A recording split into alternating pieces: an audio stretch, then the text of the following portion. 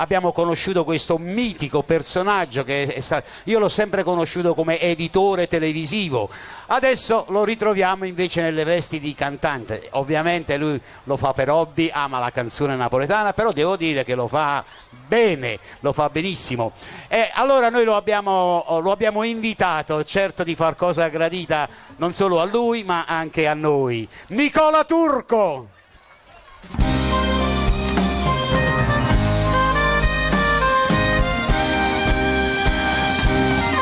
La storia della televisione libera a Napoli, in Campania, Nicola Turco.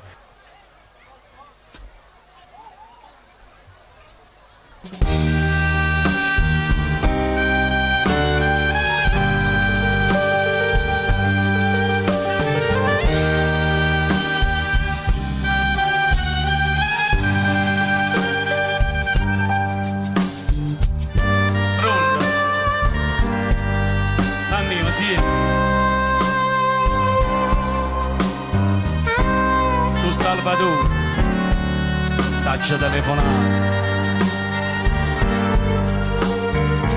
Voglio sapere i guagliuni stanno buoni, ma stanno pure mandando male pensieri. Come ama razza lontana quando tiene una famiglia, quando una palata mente cartolina,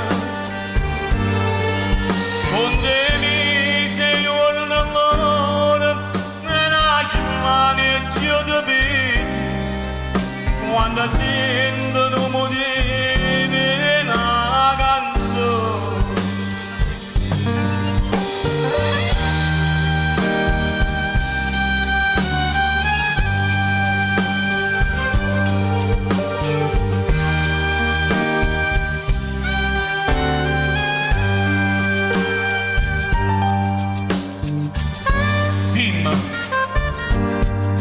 Vicino a te sta Giannarina e a Sondolella come non sta dormendo, abbraccia a mille forti a tutti e due, dice la papà su e può bene assai. Oh mia